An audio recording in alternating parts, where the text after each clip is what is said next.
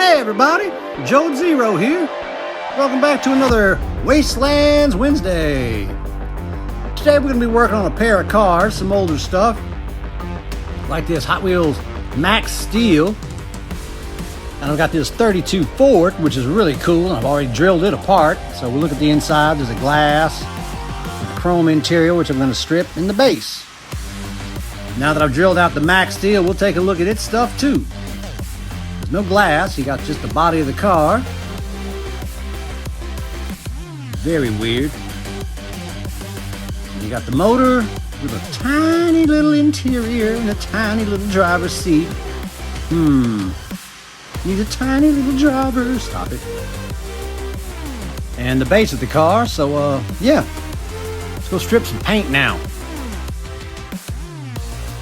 So we got old Mr. Ford here all stripped down, and I've started working on the interior, getting some mesh screen for the windshields, like this mesh screen right here. And after fiddling around, we got the Ford kind of ready to go. Gave it some toothpick armor and a couple other odds and ends. Now it's on to the Max Steel, which will be a bit of a challenge.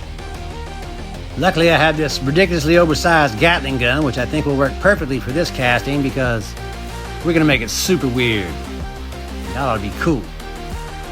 So I've got my epoxy sculpt and I'm whipped up a little ball of it. Just kneaded it together. I'm going to use that to kind of put this control knob from an amplifier where the driver's cockpit should be. Basically, it's remote controlled. I'm not sure what's in there, but yeah.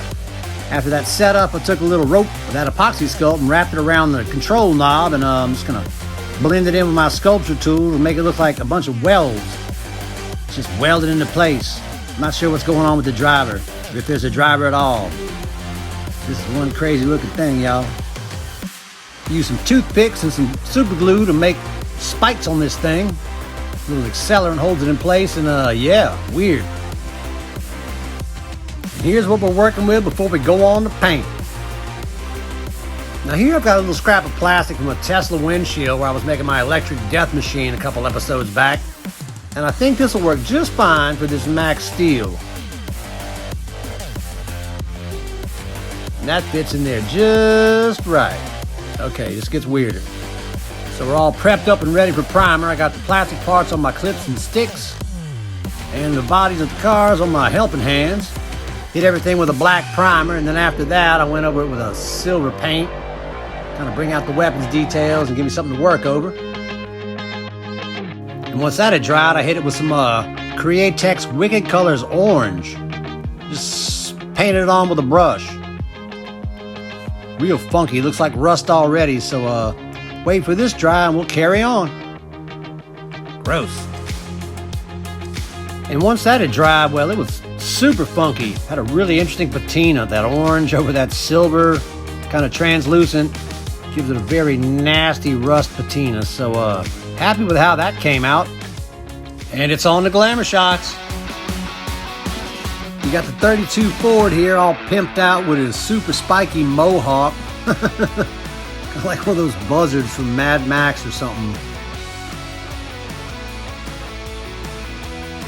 That transparent orange just gives it a funky patina. Not to be confused with a funky cold Medina, but I digress.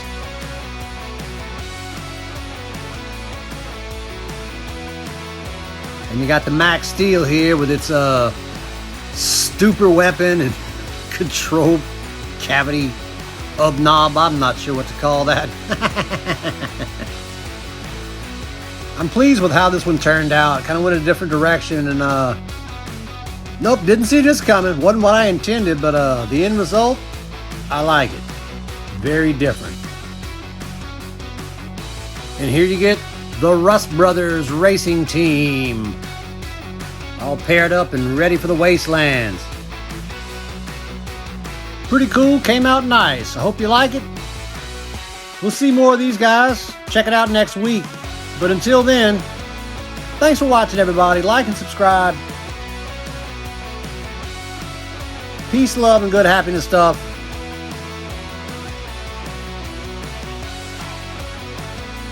And God bless.